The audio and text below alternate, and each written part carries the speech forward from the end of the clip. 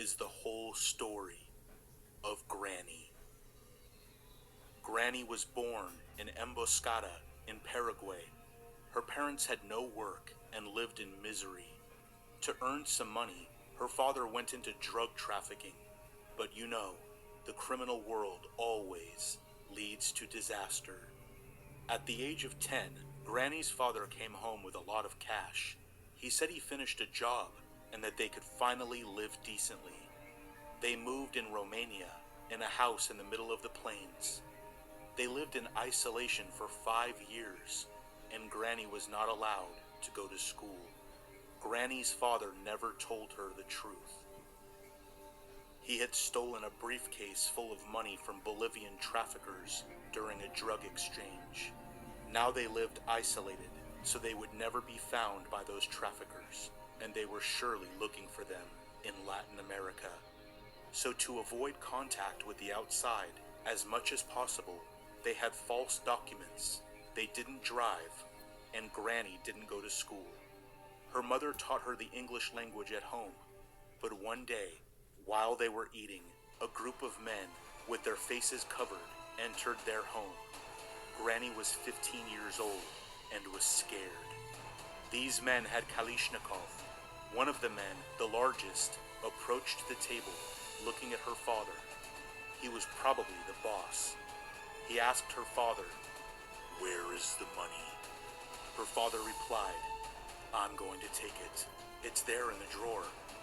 Her father got out of his chair, went to the drawer, and then took a baseball bat.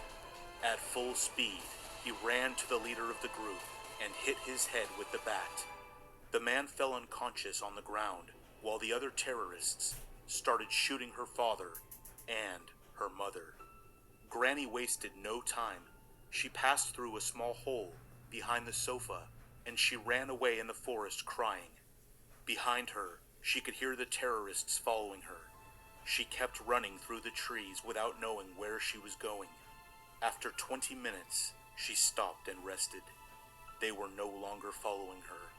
She was in the middle of Romania with no idea what she would have done. At one point, she found a dark mansion. It certainly seemed abandoned. She entered and saw no one. She only saw paintings stuck in a dark corridor. Then she found in the room a man and a woman eating. The man was named Charlie, and his wife, Ava. He was an Italian painter and very warmly welcomed Granny, who ate carbonara pasta with them and told him all her story. Charlie and Ava were shocked. They decided that the next day they would report everything to the police, but they didn't know they never would. There was Cresu in that mansion, the previous wife of Charlie, that was waiting for them to fall asleep, to kill them. That night, while Granny, Charlie, and Ava were sleeping, Cresu started to issue moans and weird sounds through the walls. Granny woke up, opened the door, and saw Cresu. That terrifying floating head looked at her for a few seconds and said, "Run!" Granny ran away from the mansion, leaving behind those terrifying screams. Cresu had spared her because she only wanted one thing: take revenge by killing Charlie and his wife. While Cresu killed Charlie, who would later become the ghost of the mansion, Granny ran into the forest. She managed to get to a road where she fell asleep. The following morning, she was found by the police, who asked her some questions. Granny confessed everything, but said nothing about what had happened in the mansion. Therefore, she was entrusted to an orphanage where she grew up and where she came of age.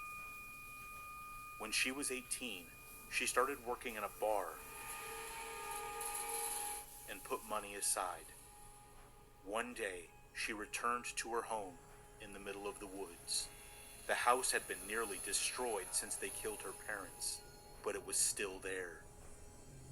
She went inside and saw the bat with which her father hid the terrorist chief. She took it and took it away. Granny was very good at talking to people and managed to have a job as a cook in a luxury restaurant, so she started putting aside a lot of money. There, she also met a very kind waiter, Grandpa. After a few months, they got engaged. Granny and Grandpa worked hard to rebuild the home of Granny's parents. She also hung her childhood drawings on the wall. They were still there. Granny and Grandpa married. Grandpa started to work as a carpenter. They spent their wedding years in the same house. Later, they had a daughter, Angeline, Slendrina's mother. One day, Grandpa, exploring the places near Granny's house, discovered a mansion.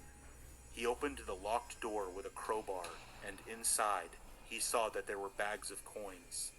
He began to pick them up, but Krasu came out of the darkness and bit him in the chest. Granny had never told him about that mansion. Grandpa ran away, but he fell down dead on the path. Granny found him and buried him behind her house. She had lost another loved one after her parents, but she was too strong to cry. She understood that her life could not have been better. After 7 years, a little boy called Simon, Slender Man, came in her house. He had lost his parents. Granny welcomed him, and she took care of him. Angeline and Simon grew together, and they fell in love when they were 17. Then, in the forest, a black dog, Good Boy, by biting Angeline's leg, sent the curse to her.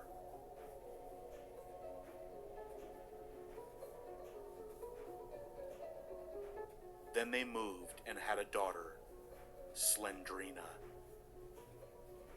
Granny loved Slendrina very much and gave her a teddy bear, but when Slendrina was 14 years old, the curse occurred.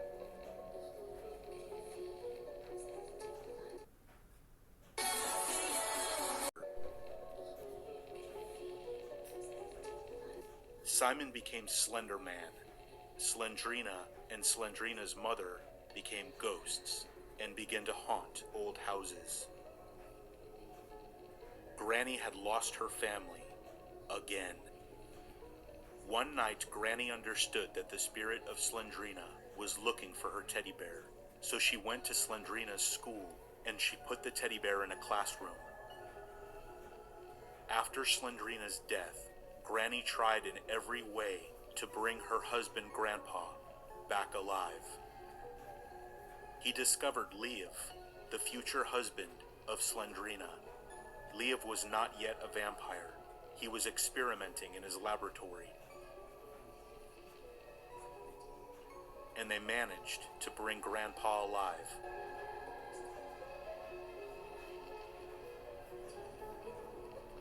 But he was strange. He looked like a zombie.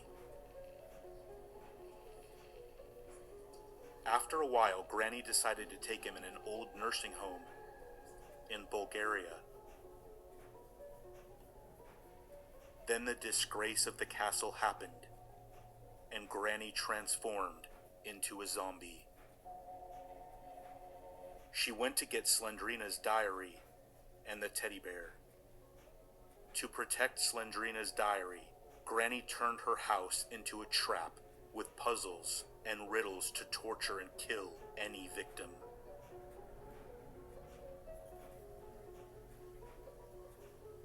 She had inherited the passion for hide and seek and puzzles from her father.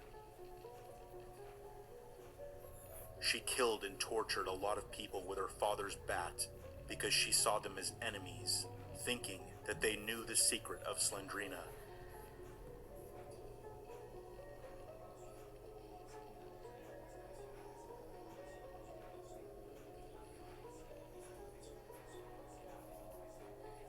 Granny realized that Slendrina's diary was in danger at her house, so she took the diary to Grandpa's house in Bulgaria, where they could protect it better. Granny is trying to bring her whole family to life, and she is succeeding.